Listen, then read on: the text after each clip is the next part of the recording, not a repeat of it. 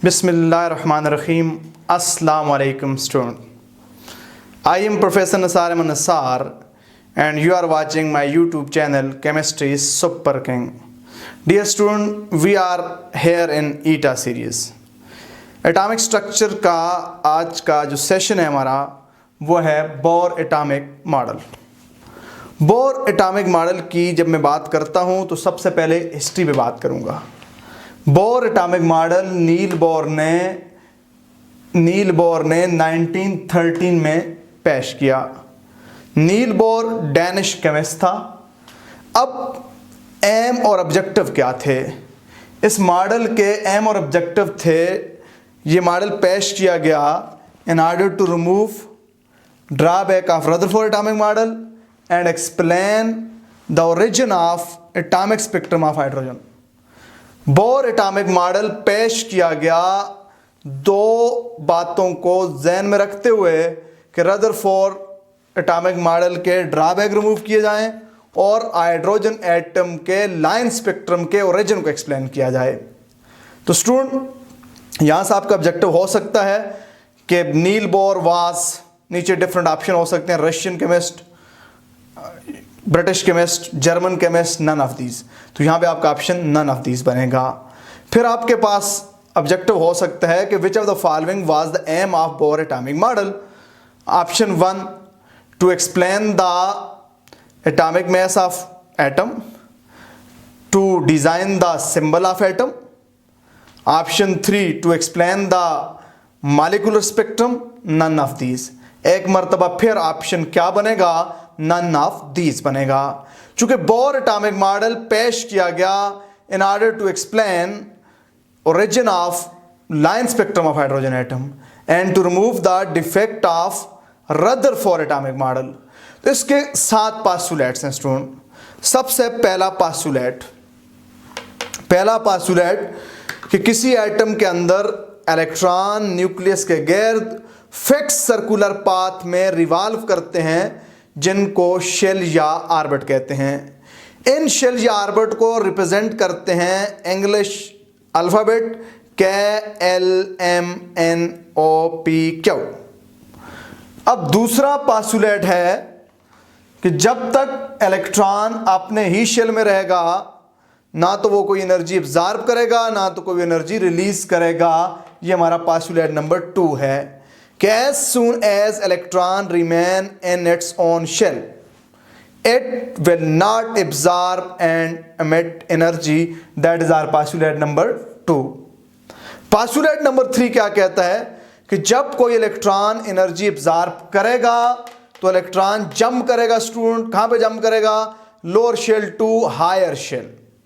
Postulate number 4 जब कोई electron energy release करेगा तो वो हायर शेल से लोअर शेल में जंप करेगा। तो बाद दफा MCQs होता है कि which of the following is true about Bohr atomic model. अब स्टूडेंट कुछ पास्टुलेट दिए जाते हैं, गलत दिए जाते हैं, एक आध ठीक दिया जाता है, तो आपको ये ठीक बताना होता है।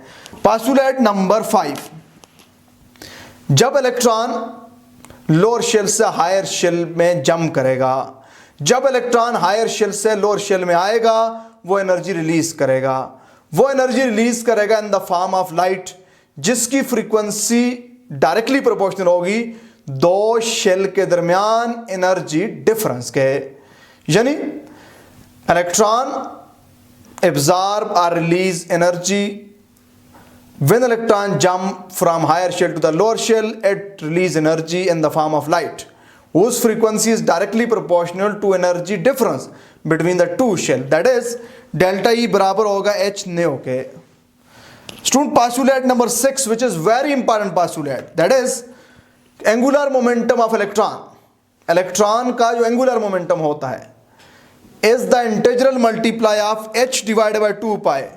Angular momentum of electron is the integral multiply of H divided by 2 पाई। क्या मतलब? यानी इलेक्ट्रॉन का जो एंगुलर मोमेंटम होगा वो H डिवाइडेड बाई 2 पाई का इंटीग्रल मल्टीप्लाई होगा। मतलब क्या है? 1H divided by 2 pi, 2H divided by 2 pi, 3H divided by 2 पाई, इस तरह का हो सकता है। यहां पे n नंबर ऑफ शेल को रिप्रेजेंट करेगा। पास्टुलेट नंबर 7 कि मूविंग इलेक्ट्रॉन जो होता है, मूविंग इलेक्ट्रॉन दो फोर्सेस के इन्फ्लुएंस में होता है, एक सेंट्रीपिटल फोर्स जो कूलम्बिक फोर्स भी होती है, एक सेंट्रीफ्यूगल फोर्स। मूविंग इलेक्ट्रॉन पे ये दोनों फोर्सेस बैलेंस होती हैं, इसीलिए इलेक्ट्रॉन सर्कल में क्या कर रहा होता है, मूव कर रहा होता है। तो स्टूडेंट यहां से एक ऑब्जेक्टिव अक्सर होता है कि which of the following can not be the angular momentum of electron. कौन सा इलेक्ट्रॉन का एंगुलर मोमेंटम नहीं हो सकता? मेरे पास ऑप्शन 1 होता है h/2π, मेरे पास ऑप्शन 2 होता है 2h/π, मेरे पास ऑप्शन 3 होता है h/π, मेरे पास ऑप्शन डी होता है नन ऑफ दीज। कहते कौन सा इलेक्ट्रॉन का एंगुलर मोमेंटम नहीं हो सकता? स्टूडेंट मेरा पहला ऑप्शन है h/2π, ये हो सकता है, क्यों? n1 हो सकता है। 2h/2π ये भी हो सकता है, क्यों? अगर n4 और 4h/2π, 2 और 4 सिंप्लीफाई हो गए तो 2h/π बन सकते हैं। h/2π ये भी हो सकता है, nh/2π, n अगर 2 हो तो 2 के साथ कैंसिल हो जाएगा, h/2π बन सकता है। तो कौन सा इलेक्ट्रॉन का एंगुलर मोमेंटम नहीं हो सकता? तो हमारा ऑप्शन बनेगा, क्या बनेगा? हमारा ऑप्शन डी बनेगा कि नन ऑफ दीज, ये सारे हो सकते हैं। तो ये थे student postulate of Bohr atomic model. अगर आपने मेरा चैनल सब्सक्राइब नहीं किया, आप न्यू व्यूअर हैं, आप न्यू सब्सक्राइबर हैं, subscribe it right now for the effective learning of chemistry. Dear student, learn chemistry with genuine, skillful and experienced teacher. If you want to achieve something in ETA, NEET, IIT, MD, CAT, then always find for yourself an experienced teacher. Corona virus के तनाज़र में online classes पूरे मुल्क के अंदर शुरू हो चुकी हैं। यूट्यूब पे तरह तरह के लोग मौजूद हैं। अगर आप खुद फैसला नहीं कर सकते तो आपने किसी टीचर से मशवरा कीजिएगा, आपने बड़े भाई बहन से, या आपने किसी ऐसे दोस्त से मशवरा कीजिएगा जो आपको ऑथेंटिक एक्सपीरियंस टीचर के बारे में बताए, चूँकि आपको यूट्यूब के थ्रू ही अपनी तैयारी करनी होगी। तो बहुत ही अच्छे अच्छे लोग इस पे आ रहे हैं और आप लकी हैं कि अपने घर में बैठ कर सिर्फ आपने अपने लिए नेट की अरेंजमेंट करनी है, बाकी आपको हर एंगल से चीज़ें मौजूद हो रही हैं, चीज़ें आपको मिल रही हैं, आप उस पर प्रैक्टिस कर सकते हैं, पढ़ सकते हैं, समझ सकते हैं। मेरे चैनल के बारे में आप किसी से भी राय लें, अगर कोई आपको राय दे तो फिर मुझे रेगुलर देखिएगा, जिसको भी फॉलो करें रेगुलर फॉलो करें। अगर आप एक दिन एक को, दूसरे दिन दूसरे को, तीसरे दिन तीसरे को फॉलो करेंगे तो फिर स्टूडेंट आप कंफ्यूज हो जाएंगे। अपने लिए क्या करें, अपने लिए कोई एक टीचर अपने लिए सेलेक्ट कर लें केमिस्ट्री का, कोई एक टीचर अपने लिए सेलेक्ट कर लें फिजिक्स का, कोई एक टीचर अपने लिए सेलेक्ट कर लें बायोलॉजी का, कोई एक टीचर अपने लिए सेलेक्ट कर लें इंग्लिश का, और फिर उनको ही फॉलो करें, उनसे ही चीज़ें पूछें। तो इस तरह आप मैक्सिमम लर्न कर सकते हैं। मैं आपको हरगिज़ नहीं कहूँगा कि आप ऑलवेज मुझे फॉलो करें, आप किसी से गाइडलाइन लेकर फॉलो करें, या अगर आप बेटर स्टूडेंट हैं तो आप कंपेयर करके आप फॉलो करें। लेकिन जब किसी को भी फॉलो करें फिर थारोली उसी को फॉलो करें, इस तरह आपको फ़ायदा होगा। स्टूडेंट इस पे बात करते हैं application of Bohr atomic model. Student बात करते हैं application of Bohr atomic model. Bore atomic model की एप्लीकेशन क्या है? सबसे पहली एप्लीकेशन है radius of one electron system. Bore atomic model को यूज करके स्टूडेंट हम कैलकुलेट कर सकते हैं radius of any species having one electron. Student चूंकि हम ईटा सीरीज के अंदर हैं, यहाँ पे डेरिवेशन की जरूरत नहीं होती, ट्रिक समझाऊंगा, फार्मूले आपको समझाऊंगा, फिर उनको अप्लाई करना सिखाऊंगा। इस सेशन में आगे जाने से पहले अगर आपने मेरा चैनल सब्सक्राइब नहीं किया, सब्सक्राइब इट राइट नाउ, और साथ बेल के आइकन को भी प्रेस कर दें। अगर आपको वीडियो अच्छी लगे तो लाइक करना मत भूलिएगा। अब radius of one electron system find करने के लिए जो इंपॉर्टेंट फार्मूला यूज होते हैं, सबसे पहला फार्मूला हमारे पास है, that is Coulombic force. Coulombic force दो चार्ज के दरमियान अट्रैक्टिव फोर्स होती है। हमारे पास एक इलेक्ट्रॉन है, एक प्रोटॉन है। इलेक्ट्रॉन का चार्ज ई से रिप्रेजेंट किया गया है, न्यूक्लियस का चार्ज जेड ई से रिप्रेजेंट किया गया है। अब कूलम्बिक फोर्स दो चार्जेस के प्रोडक्ट और उनके दरमियान डिस्टेंस के स्क्वायर के इनवर्सली प्रोपोर्शनल होती है, दो चार्जेस के प्रोडक्ट के डायरेक्टली प्रोपोर्शनल होती है। अब कूलम्बिक फोर्स बराबर होगी G e square divided by 4 pi epsilon naught. 4 pi epsilon naught ये क्या है, ये कांस्टेंट है आर स्क्वायर। ये स्टूडेंट मेरे पास कूलम्बिक फोर्स का फार्मूला है, डायरेक्ट ऑब्जेक्टिव हो सकता है। फिर वेलोसिटी स्क्वायर। अब स्टूडेंट इलेक्ट्रॉन, मूविंग इलेक्ट्रॉन जो होता है वो दो फोर्सेस के अंडर होता है। एक कूलम्बिक फोर्स ये है, एक सेंट्रीफ्यूगल फोर्स। फिजिक्स के नॉलेज के मुताबिक सेंट्रीफ्यूगल फोर्स की हम वैल्यू लिखेंगे। सेंट्रीफ्यूगल फोर्स क्या होती है, M V square divided by R. M V square divided by R ये होती है क्या, सेंट्रीफ्यूगल फोर्स। जब सेंट्रीपिटल और सेंट्रीफ्यूगल फोर्स को कंपेयर करेंगे तो ये फार्मूला निकलेगा, वेलोसिटी का स्क्वायर बराबर होता है G square divided by 4 pi epsilon naught r m. अब स्टूडेंट्स फार्मूले को आपको याद करने की ट्रिक क्या है, ये फार्मूला आएगा कूलम्बिक फोर्स वाला ही। सिर्फ फर्क क्या है, कूलम्बिक फोर्स में आर स्क्वायर है, यहां पे आर एक हो जाएगा और एक एम लग जाएगा। ये इसको टेक्निक है याद करने की। यानी वेलोसिटी स्क्वायर का फार्मूला क्या होगा, G e square, G square 4 pi epsilon naught. यहां तक वही बात है।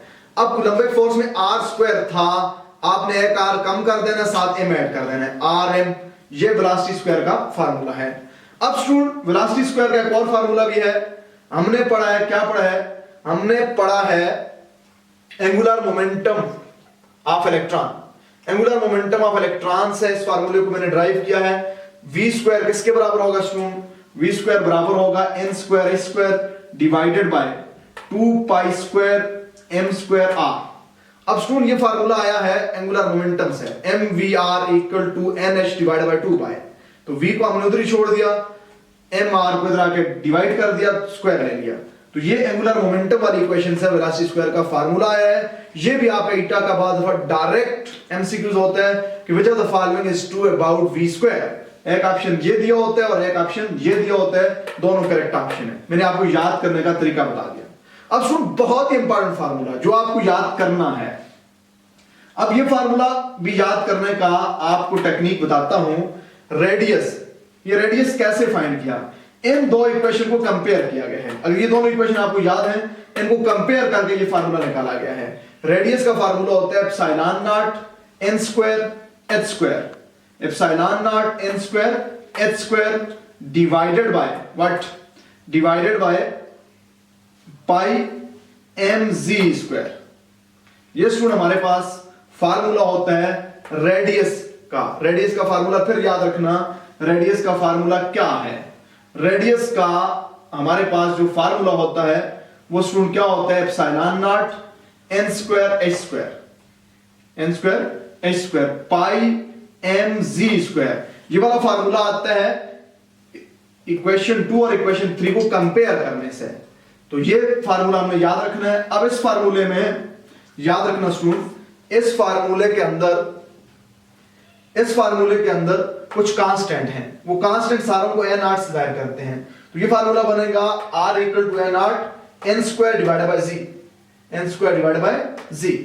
क्योंकि एन स्क्वायर और जी ये कांस्टेंट नहीं है, तो ये एन नॉट क्या है, अगर ये फार्मूला आपको आता है तो आप एन नॉट लिख सकते हो। एन नॉट क्या होगा, epsilon naught H square pi M और ई स्क्वायर। ये आपके सामने लिखा हुआ है, एन नॉट बराबर होता है epsilon naught H square pi M E square. ये हमारे पास एक और फार्मूला है। अब रेडियस का फार्मूला आपको याद करना होगा, कहां से आएगा, मैंने आपको टेक्निक बता दी कि आपने कूलम्बिक फोर्स लिखी और सेंट्रीफ्यूगल फोर्स लिखी। सेंट्रीफ्यूगल फोर्स होती है M V square divided by are.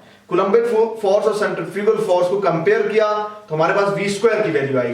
फिर हमने वी स्क्वायर की वैल्यू एंगुलर मोमेंटम से लिख दी, एंगुलर मोमेंटम की इक्वेशन से वी स्क्वायर की वैल्यू लिखी। इन दोनों वी स्क्वायर को, इक्वेशन को हमने कंपेयर किया, हमारे पास रेडियस की वैल्यू आ जाती है। ये मैंने आपको ट्रिक समझा दी किस तरह, अगर आपको याद नहीं है तो जल्दी जल्दी आप कैलकुलेट कर सकते हैं। रेडियस का फार्मूला आने के बाद उसमें कांस्टेंट अलग कर दिए, वेरिएबल अलग कर दिए, सारे कांस्टेंट को ए नॉट से रिप्रेजेंट करते हैं। अब सुनिए जो ए नॉट होता है इसकी वैल्यू क्या होती है, एक मर्तबा फिर ये ऑब्जेक्टिव है। ए नॉट की वैल्यू होती है 0.529 एंगस्ट्रॉम, n टू n का स्क्वायर डिवाइडेड बाय g।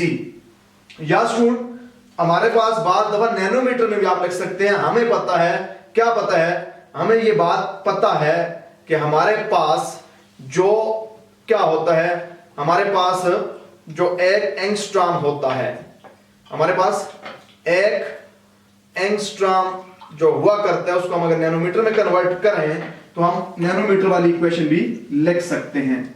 कैसे लिख सकते हैं स्टूडेंट?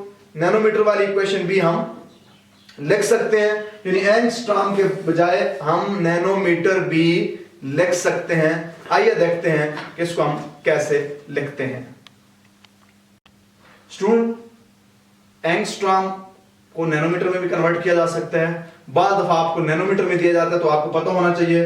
तो हमें पता है कि एक एंगस्ट्रॉम बराबर होता है 0.1 नैनोमीटर के। तो एंगस्ट्रॉम के बजाय 0.1 जब यहां पे हम पुट करेंगे तो रेडियस होगा 0.0529 नैनोमीटर n का square divided by g। n का मतलब कोई भी शेल हो सकता है। तो स्टूडेंट जिन फार्मूलों से रिलेटेड काफी सारे एमसीक्यूज आते हैं। अब हम क्या करेंगे, अब हम एमसीक्यूज पे प्रैक्टिस करेंगे कि किस तरह के एमसीक्यूज आ सकते हैं और उनको हम कैसे सॉल्व कर सकते हैं। अगर हाइड्रोजन एटम हो तो z की वैल्यू 1 हो जाएगी। जब z की वैल्यू 1 हो जाएगी तो ये इक्वेशन क्या बनेगी, R equal to 0.529 angstrom n का स्क्वायर। तो हम हाइड्रोजन का पहला रेडियस जब फाइंड करेंगे तो हमारे पास क्या आएगा 0.529 एंगस्ट्रॉम इनटू 1 का स्क्वायर। तो इसी तरह सेकंड रेडियस, थर्ड रेडियस हम फाइंड कर सकते हैं। लेट्स स्टूडेंट देखते हैं कि ये क्या होते हैं। स्टूडेंट बात करते हैं radius of hydrogen atom. Hydrogen atom का रेडियस फाइंड करने का फार्मूला हमारे पास क्या होगा, R equal to 0.529 angstrom n का स्क्वायर। बेसिकली फार्मूला हमारे पास क्या होता है, बेसिकली फार्मूला हमारे पास होता है R equal to 0.529 angstrom n का स्क्वायर डिवाइडेड बाय g। चूंकि हाइड्रोजन के लिए g 1 है तो फार्मूला क्या बन जाएगा 0.529 एंगस्ट्रॉम n का स्क्वायर। n का मतलब है नंबर ऑफ ऑर्बिट। अगर हाइड्रोजन का इलेक्ट्रॉन फर्स्ट ऑर्बिट के अंदर हो तो रेडियस होगा r1। यहां पे पुट करें स्टूडेंट 0.529 एंगस्ट्रॉम इनटू 1 का स्क्वायर। 0.529 एंगस्ट्रॉम 1 का स्क्वायर 1 ही होता है 0.29 एंगस्ट्रॉम। अगर स्टूडेंट आपने इसे नैनोमीटर में लेना है तो बहुत ही सिंपल ट्रिक है कि जो डेसिमल है उसको एक डिजिट राइट, जो डेसिमल है उसे एक डिजिट आपने शिफ्ट कर देना है, लेफ्ट साइड पे शिफ्ट कर देना है। हमारे पास बनेगा 0.0529 नैनोमीटर हो जाएगा। इस तरह सेकंड ऑर्बिट के अंदर अगर इलेक्ट्रॉन है तो रेडियस क्या होगा R2 बराबर होगा 0.529 एंगस्ट्रॉम इनटू 2 का स्क्वायर। 2 का स्क्वायर 4 होता है स्टूडेंट। 4 को जब 0.529 से मल्टीप्लाई करेंगे, अब देखें स्टूडेंट जितना n का स्क्वायर आएगा रेडियस उसका आधे के करीब, आधे से ज्यादा आएगा। अब देखें n का स्क्वायर 4 आ गया, क्योंकि यहां पे 0.5 होता है 2 आता है, 0.5 से ये ज्यादा है तो 2 से ज्यादा आंसर आएगा। 2.12 एंगस्ट्रॉम हमारा आंसर आएगा। नैनोमीटर में अगर निकालेंगे तो 0.212 नैनोमीटर हमारा आंसर होगा। इसी तरह थर्ड रेडियस हम निकालेंगे तो R3 हो जाएगा। R3 बराबर हो जाएगा 0.529 एंगस्ट्रॉम इनटू 3 का स्क्वायर। 3 का स्क्वायर 9 होता है। 9 को 0.259 से मल्टीप्लाई करेंगे 4.76 एंगस्ट्रॉम। नैनोमीटर जब निकालेंगे तो ये डेसिमल को इधर शिफ्ट कर देंगे तो हमारे पास आएगा 0.476 नैनोमीटर। इसी तरह स्टूडेंट चौथा जब रेडियस निकालेंगे तो 0.529 एंगस्ट्रॉम इनटू 4 का स्क्वायर, तो हमारे पास आएगा 0.529 इनटू 4 का स्क्वायर 16 होता है। 8.46 एंगस्ट्रॉम नैनोमीटर में निकालेंगे, वही काम करेंगे, डेसिमल को एक डिजिट लेफ्ट शिफ्ट कर देंगे तो ये हमारा आंसर आ जाएगा। स्टूडेंट एक बहुत ही इंपॉर्टेंट पॉइंट याद रखना। वो इंपॉर्टेंट पॉइंट क्या है? वो इंपॉर्टेंट पॉइंट ये है कि जो रेडियस होता है वो n स्क्वायर टाइम इंक्रीज होता है। क्या मतलब? पहले रेडियस और दूसरे रेडियस में कितना फर्क होगा? पहले रेडियस के मुकाबले में दूसरा रेडियस n स्क्वायर 2 का स्क्वायर 4 टाइम ज्यादा होगा। पहले रेडियस के मुकाबले में तीसरा 9 टाइम्स ज्यादा होगा। पहले रेडियस के मुकाबले में चौथा 16 टाइम्स ज्यादा होगा। पहले रेडियस के मुकाबले में पांचवा n स्क्वायर टाइम, 25 टाइम्स ज्यादा होगा। Radius of an orbit increases in square times, यानी second orbit is 4 times greater than first orbit. Student एक और पॉइंट याद रखना, it's a very important one. जो जो ऊपर की तरफ जाएंगे दो ऑर्बिट के दरमियान डिस्टेंस बढ़ता जाएगा, यानी पहले और दूसरे ऑर्बिट में डिस्टेंस कम होता है, दूसरे और तीसरे में ज्यादा होता है, चौथे और तीसरे में और ज्यादा होता है, पांचवें और चौथे में और ज्यादा होता है, छठे और पांचवें में और ज्यादा होता है। यानी radius difference between second and first orbit is smaller than radius difference between third and second orbit which is smaller than fourth and third orbit and so on. तो स्टूडेंट इस पॉइंट पे भी एमसीक्यूज आया करता है, it's a very important one. बाद दफा आपको ऑब्जेक्टिव पूछा जाता है which of the following has greatest value. Option 1 होता है R3 minus R2, R2 minus R1, R4 minus R3, all have equal distance। तो आपने करेक्ट आंसर बताना होता है।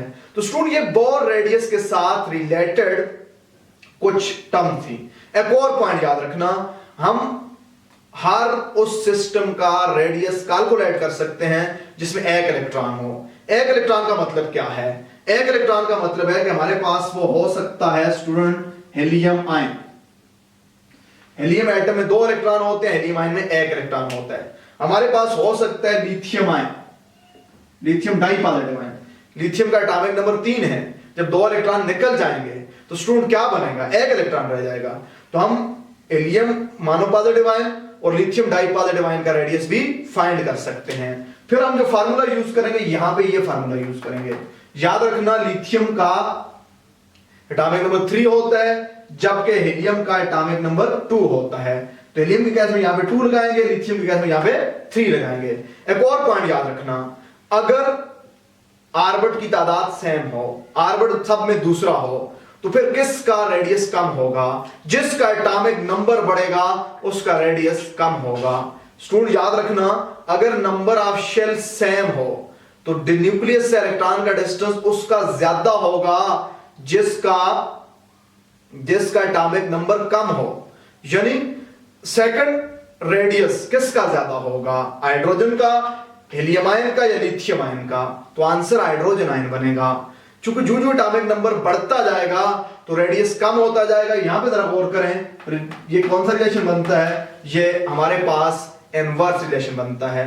तो स्टूडेंट अब इससे रिलेटेड कुछ एमसीक्यूज की बात करते हैं, कुछ एमसीक्यूज सॉल्व करते हैं इससे रिलेटेड, फिर नेक्स्ट बात करूंगा। स्टूडेंट बोर रेडियस से रिलेटेड कुछ एमसीक्यूज सॉल्व करते हैं।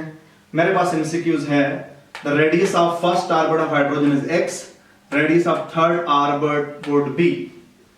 कि हाइड्रोजन के पहले जो ऑर्बिट है उसके लिए रेडियस की वैल्यू x है, तो थर्ड ऑर्बिट के लिए क्या वैल्यू होगी? स्टूडेंट मैंने आपको एक पॉइंट बताया था कि radius increases n square time. तो थर्ड ऑर्बिट है, थर्ड का स्क्वायर ले लें। तो यानी अगर हमारे पास फर्स्ट ऑर्बिट का रेडियस x है, थर्ड ऑर्बिट का होगा n square time of radius of first orbit. n square, third का 3 का स्क्वायर 9 होता है, तो 9x आंसर होना चाहिए। हमारे पास 3x एक ऑप्शन है, हमारे पास 9x एक ऑप्शन है, 27x ऑप्शन है, नन ऑफ दीज। तो हमारा ऑप्शन आएगा 9। स्टूडेंट बहुत ही सिंपल सी ट्रिक है, जितना रेडियस फर्स्ट ऑर्बिट का हो उसके साथ जो ऑर्बिट का रेडियस पूछा जाए कितना होगा, जितना फर्स्ट ऑर्बिट का रेडियस है उसके साथ जिस ऑर्बिट का पूछा उसका स्क्वायर लेके मल्टीप्लाई कर दें। That is our answer. दूसरा मेरे पास एमसीक्यूज है, radius of third orbit of helium ion is, helium ion के थर्ड ऑर्बिट का रेडियस क्या होगा? स्टूडेंट यहां पे स्टूडेंट कंफ्यूज हो सकता है, समझने की कोशिश करना। फार्मूला मेरे पास क्या है? R equal to 0.529 angstrom into n का स्क्वायर डिवाइडेड बाय z। अब n का स्क्वायर हाइड्रोजन गैस में हम Z1 लेते हैं तब n का स्क्वायर होता है, अदरवाइज ये पूरा आपने मल्टीप्लाई करना है। अब हमें क्या दिया हुआ है? हीलियम आयन दिया हुआ है, तो R equal to 0.529 angstrom into क्या पूछा हुआ हमें? थर्ड, 3 का स्क्वायर 9 होता है, डिवाइडेड बाय हीलियम का एटॉमिक नंबर क्या होता है स्टूडेंट? हीलियम का एटॉमिक नंबर 2 होता है, 2 हम लगा देंगे। अब स्टूडेंट देखना, R equal to 0.529 into 4.5 into 4.5। अब हमने 4.5 के साथ क्या करना है, मल्टीप्लाई करना है 0.529। अब हमने अप्रॉक्सीमेशन लगानी है। अप्रॉक्सीमेशन में हमारा आंसर क्या होना चाहिए था, अब स्टूडेंट देखना, हमारा आंसर होना चाहिए था, अब यहां पे 4.5 को जब हम इससे मल्टीप्लाई करेंगे तो हमारा आंसर 4 नहीं आ सकता, तो ये वाला हमारा ऑप्शन नहीं होगा। हमारा आंसर 1 भी नहीं आ सकता, क्योंकि जब 0.5 को मल्टीप्लाई करेंगे, ये 4 है, तो 4 के साथ जब 0.5 को मल्टीप्लाई करेंगे तो 2 तो आंसर आएगा, 2 समथिंग आंसर होना चाहिए, तो हमारा आंसर 4 पॉइंट या एंगस्ट्रॉम नहीं हो सकता। अब स्टूडेंट हमारा आंसर 2 पॉइंट समथिंग होना चाहिए। अगर 2 पॉइंट समथिंग एंगस्ट्रॉम हो तो वो नैनोमीटर में पॉइंट समथिंग बनेगा, तो ये वाला ऑप्शन भी नहीं होगा। अब नैनोमीटर अगर एंगस्ट्रॉम 4 आ ही नहीं सकता, यहाँ पे 4, अगर यहाँ पे 5 भी होता फिर भी आंसर 3 से कम ही आता, तो हमारा ऑप्शन क्या होगा यहाँ पे, नन ऑफ दीस। हमने यहाँ पे कैलकुलेशन टेक्निक यूज करनी। अब देखना स्टूडेंट, अगर हमारे पास यहाँ पे होता 6 तो आंसर 3 पॉइंट समथिंग आता। 3 पॉइंट समथिंग जो एंगस्ट्रॉम होता है वो नैनोमीटर में 0.3 समथिंग होता है, तो ऐसा हमारे पास कोई ऑप्शन नहीं है। इसमें हमारा ऑप्शन 3 से नीचे और 2 से ऊपर इसके दरमियान आना चाहिए, तो ऐसा कोई हमारे पास ऑप्शन नहीं है। यानी हमारा आंसर या तो 2 पॉइंट समथिंग एंगस्ट्रॉम या 0.2 समथिंग नैनोमीटर में होना चाहिए। ये हमने स्टूडेंट क्या कर लिया, ये हमने एजुकेटेड गैस लगा दिया। अब इस केस में क्या होता है, इस केस में जब हम देखते हैं इस तरह का कोई ऑप्शन मौजूद नहीं है। अब स्टूडेंट बहुत ही सिंपल सी टेक्निक है, अगर मैं आपको बहुत सिंपल करके बताऊं, देखें अगर ये मेरे पास 45 होता तो 0.5 से मल्टीप्लाई करते तो 22.5 आता, तो चूंकि 4.5 है तो ये 2.2 समथिंग होना चाहिए, लेकिन चूंकि साथ ये 2.9 भी है, 2.2 से लाजमी थोड़ा सा ज्यादा होना चाहिए। अब 2.2 से जब ज्यादा होगा तो मेरे पास ये वाला ऑप्शन भी आउट हो गया, ये दोनों ऑप्शन भी आउट हो गए, क्योंकि 4 बन ही नहीं सकता। 4 उस वक्त बनता जब हम ये 9 को डायरेक्ट मल्टीप्लाई करते। हाँ, अगर हमारे पास क्या होता, अगर हमारे पास हाइड्रोजन होता तो फिर ये ऑप्शन बन सकता था 4.76 एंगस्ट्रॉम, या अब इसीलिए आपको दिया हुआ है स्टूडेंट इस पे जाएगा 4.76 एंगस्ट्रॉम, इस तरह का एमसीक्यू दिया हुआ है। या नैनोमीटर में अगर आप निकालेंगे 0.476 नैनोमीटर।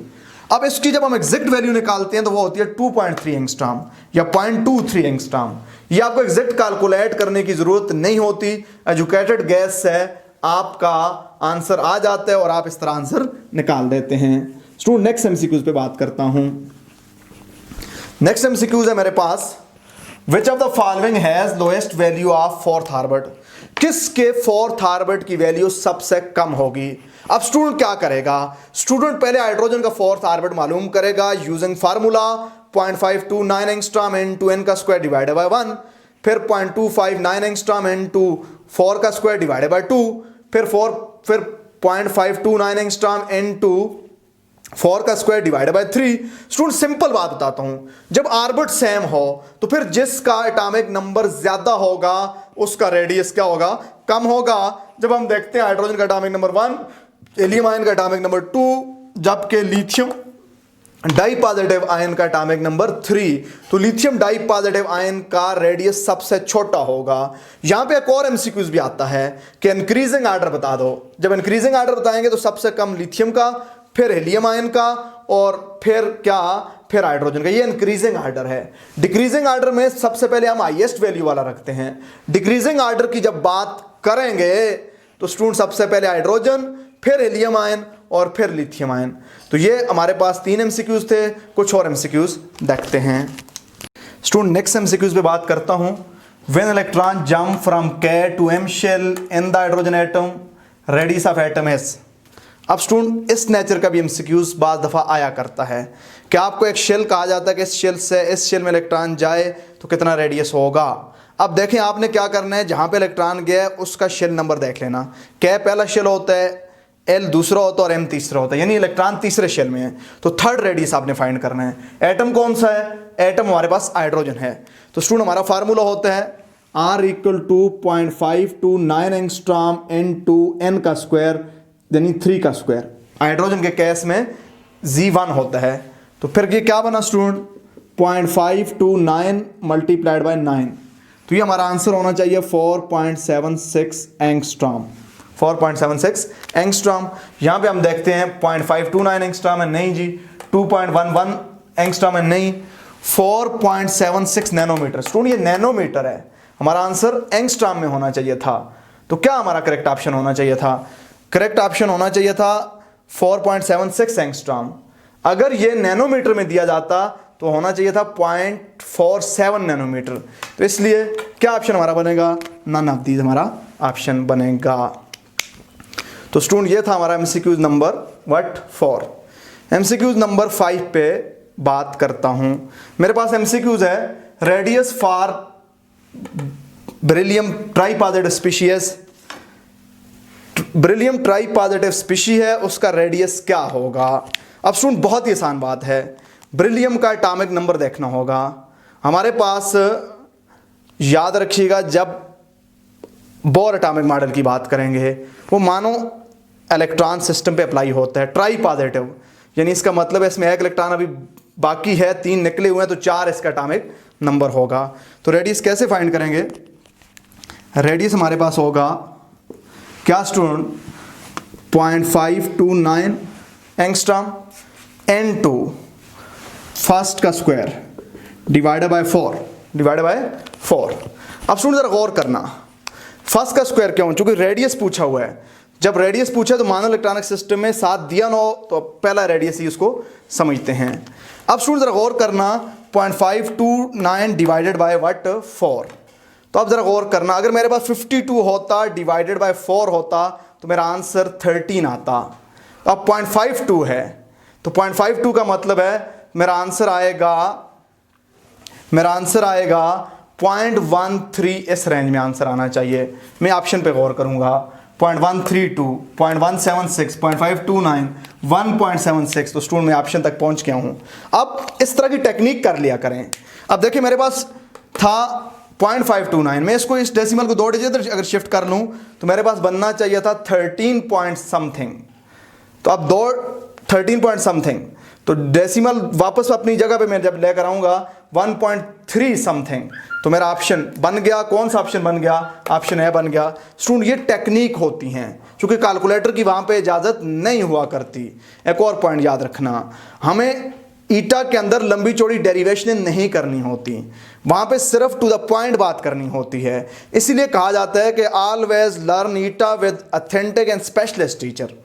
हर टीचिंग का अपनी एक रिक्वायरमेंट होती हैं। ईटा की रिक्वायरमेंट अपनी रिक्वायरमेंट है। बहुत दफ़ा एक टीचर बहुत अच्छा होता है लेकिन उसे ईटा का आइडिया नहीं होता। जिस तरह हम क्रिकेट में कहते हैं एक टेस्ट प्लेयर होता है, एक T20 प्लेयर होता है, एक वनडे इंटरनेशनल प्लेयर होता है। तो T20 का एक अपना मजाज है, ईटा एमकेट नास्ट इन कम्पिटिटिव टेस्ट के अपने एक मजाज हुआ करते हैं। तो आज के आखिरी एमसीक्यूज पे बात करता हूँ। स्टूडेंट मेरे पास एमसीक्यूज नंबर 6 है, the radius of second orbit in hydrogen atom according to Bohr atomic model is. मेरे पास डिफरेंट इक्वेशन दी हुई हैं। अब स्टूडेंट इस तरह के जब एमसीक्यूज आते हैं तो सबसे पहले आपको करेक्ट इक्वेशन लिखनी चाहिए। करेक्ट इक्वेशन क्या है? रेडियस हमारे पास किसके बराबर होता है? रेडियस हमारे पास बराबर होता है, radius is equal to what? n square h square epsilon naught divided by pi m z e square. ये हमारे पास इक्वेशन है रेडियस की। अब स्टूडेंट क्या होता है? n स्क्वायर सेकंड ऑर्बिट है, n का स्क्वायर 4 हो जाएगा, 2 का स्क्वायर 4 हो जाएगा, तो r बनेगा 4 epsilon naught h square divided bye hydrogen के लिए z की वैल्यू 1 है, पाई m e स्क्वायर। तो ये हमारे पास करेक्ट इक्वेशन बननी चाहिए। अब हम इस पे आते हैं जी, r equal to 2 epsilon naught h square. नहीं, चूंकि यहाँ पे 2 का स्क्वायर है, ये तो हो नहीं सकता। अब 4 epsilon naught h square pi m e square. तो स्टूडेंट यही हमारा ऑप्शन है। अब यहाँ पे देखें 2 इप्सिलॉन नॉट h स्क्वायर, ये भी नहीं बन सकता। ये वाला ऑप्शन और ये वाला ऑप्शन है कि सिर्फ पाई का स्क्वायर है। तो लास्ट वाला ऑप्शन दिया हुआ है epsilon naught h square pi m e square. चूंकि हमारे पास यहाँ पे n स्क्वायर इसने दिया हुई नहीं है, उसकी वैल्यू नहीं दी हुई, तो हमारा ऑप्शन बी करेक्ट बनेगा। स्टूडेंट ये था bore atomic model and its application, radius of मानो इलेक्ट्रॉनिक सिस्टम। उम्मीद है कि आपको बहुत कुछ समझ आई होगी। इंशाल्लाह आने वाली वीडियो पे इसी बोर एटॉमिक मॉडल और एप्लीकेशन पे और बात करूँगा।